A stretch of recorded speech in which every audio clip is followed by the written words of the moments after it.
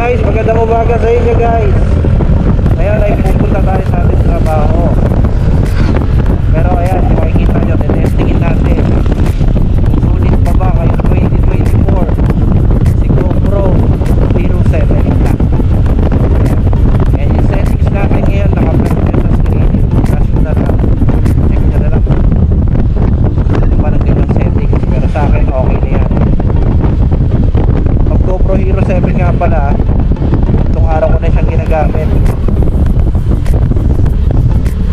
Tapos yan yung settings na nagustuhan ko sa kanya.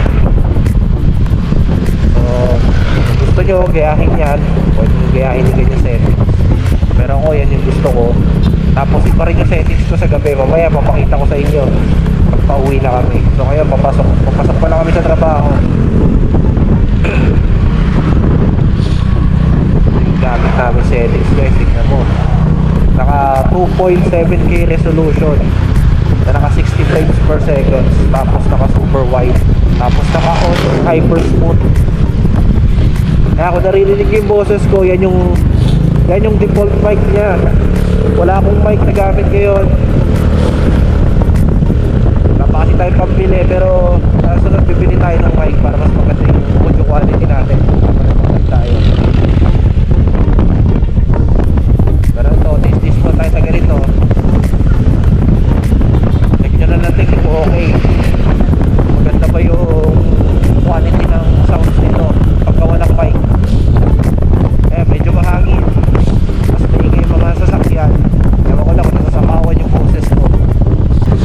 Ano, ulit pa ba gamitin yung GoPro Hero 7 ngayon 2024? Masasabi ko lang dyan, gusto na good siyang gamitin guys. Sobrang linaw, sobrang ganda ng quality ng video.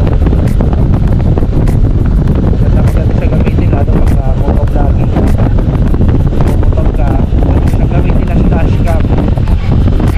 Kaya kung gusto mong mag-vlog, ayan, pwede mong gamitin to. Problema lang na nai-encounter ko sa kanya, kaya ang hirap i-transfer no, mga video sa cellphone. Kasi pagka naka 2.7K resolution ka, laki masyado ng size mga video na makukuha mo rito. Kasi nga mataas yung resolution, so mataas din yung size talaga.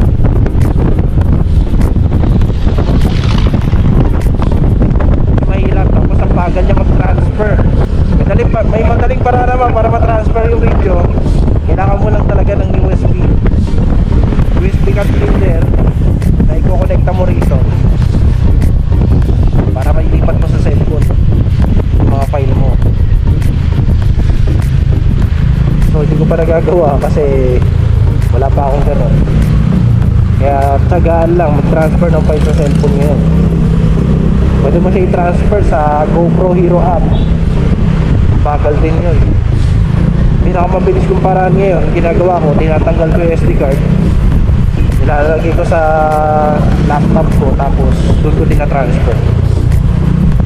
Kailangan na ng card reader. Yun yung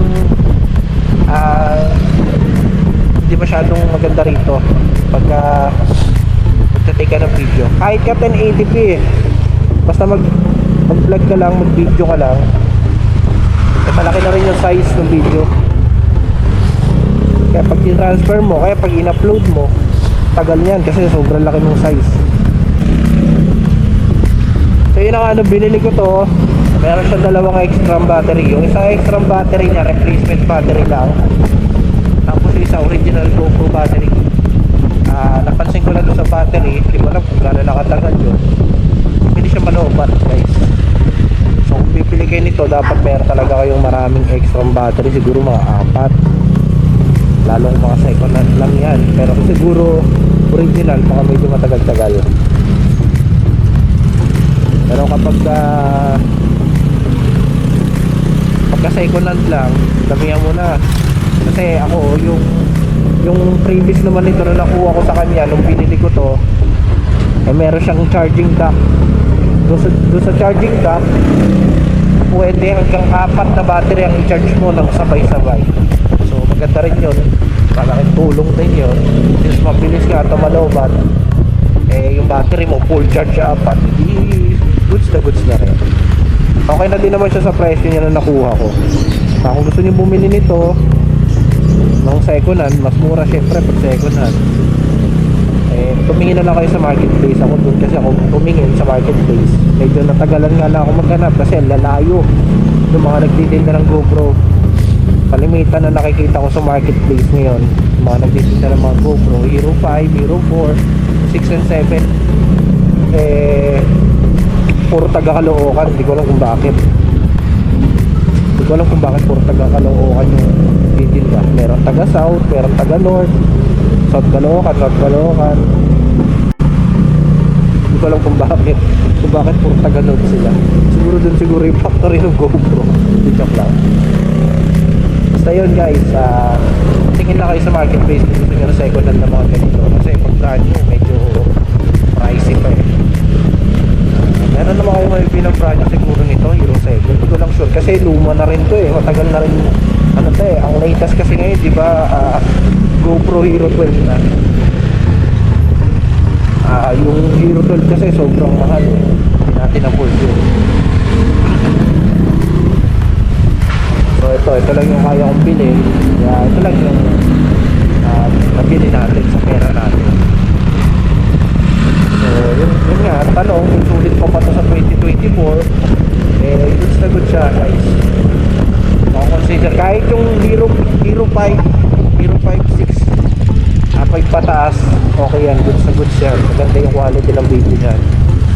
Hindi naman kayo masyadong techy, hindi naman kayo masyadong maartesano. Kung gusto nyo lang as mag action cam para meron lang kayong dash cam, para meron lang kayong video sa daanan, kahit yung Hero 4 pwede na kayong bumili nun. Yung Hero 4 siguro makakabili kayo 4,000 pinakamura. Yung pagbibili nga pala nito nakadepende sa accessories. Yung price nito nakadepende kasi sa accessories pag bibili ka. Pero kasi nagbebenta medyo mahal. Kaya siya mahal kasi yung accessories guys, mga original. Tapos napakarami ng accessories. May tripod, may monopod, may mga original na battery. Kung ano yung mga pinili nila, case yan. Yun din yung nagpapamahal eh. Kaya ano eh. Sa akin kasi kaya mura, ang konti lang nung previous. So yung ibang accessories ako na lang yung bumili. Pati yung bag nito ako na lang din bumili. Tsaka yung floater niya. Okay lang guys, comment kayo sa baba kung ano yung magandang settings. Baka may mas maganda kayong settings na alam dito. Comment ka sa baba, susubukan ko rin yan. Mali mo mas maganda. Kasi ako, ito yung nakita ko magandang settings sa kanya ngayon. Pero baka meron pa mas maganda sa mga GoPro users dyan na nakapanood nito. Baka meron kayo i-share na settings, i-comment nyo na lang yan sa baba para gayahin natin. Gaya-gaya lang tayo. Lalo yung sa gabi guys, kasi yung sa gabi hindi ako masyadong satisfied sa panggabi kong sinubukan settings. Pero mamaya mapakita ko sa inyo pauwi na ako. So pasok pa lang kami. Ayan guys, nakalimutan ko, kaya nga pala nitong mag-take ng video ng 4K 60 frames per second na nag-on din naman yung hyper smooth nya.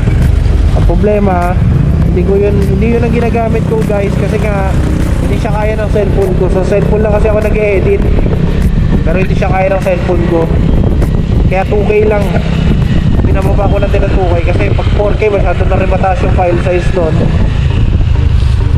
Kaya sa 2K lang ako nag-take ng video. 2.7K resolution guys. Yung iba ang gamit 1080p 60 frames per second. Sa kanila goods na yun. Okay din naman, pero mas gusto ko mas malinaw yung video. Kaya ito yung gamit ko, 2.7K resolution. 9 hours later. So ito guys, uwi na tayo. Lakad na tayo papuntang parking.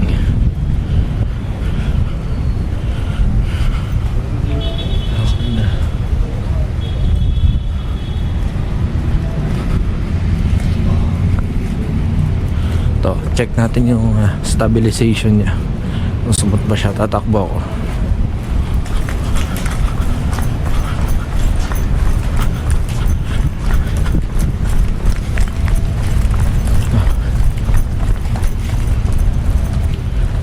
guys, tumakbo ako.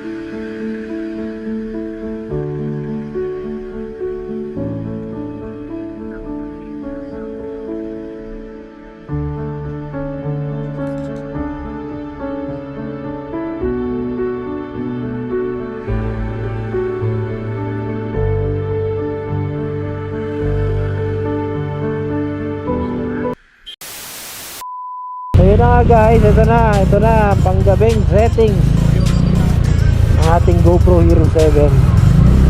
Ayan, ito yung settings ko sa gabi. Tignan nyo kung okay naman siya. Sa akin kasi okay yung ganitong settings.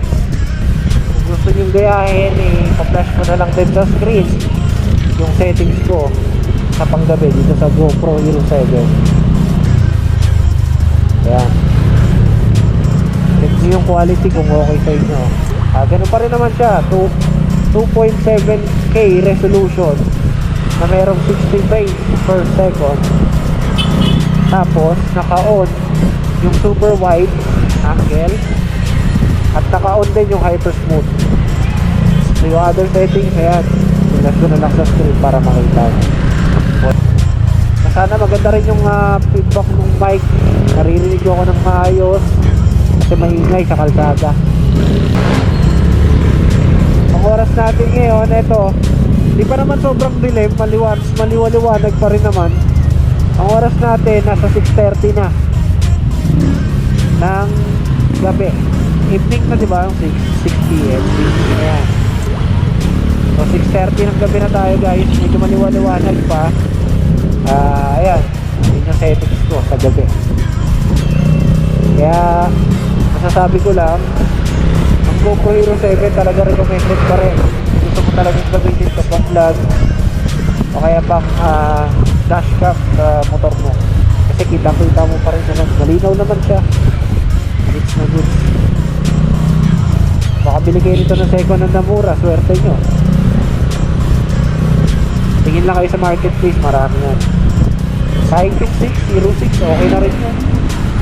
Ang pinagkaiba lang, ang pagkakalam ko lang, ang pinagkaiba ng Hero 6 sa Hero 7, yung Hero 6 kasi na may stabilization siya, pero ang Hero 7 meron siyang hyper stabilization, hyper smooth. Sa Hero 6 wala, pero halos same lang yata sila ng specs ng Hero 6. Yung hyper smooth lang yun, nadagdag yata rin sa Hero 7. Hindi ko lang sure, pero yun lang yung pagkakalam ko.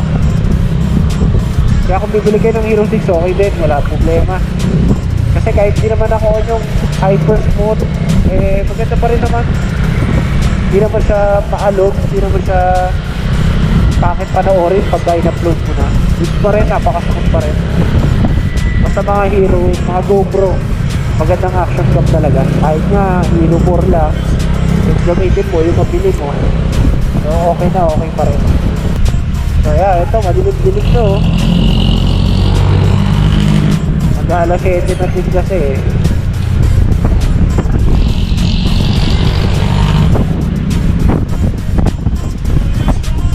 Ito, uwi na naman kami. Bukas, papasok na naman. Tapos naman yung naging na, nagiging routine araw-araw. Malayo yung trabaho, kaya kailangan ko rin ito. Pwede na!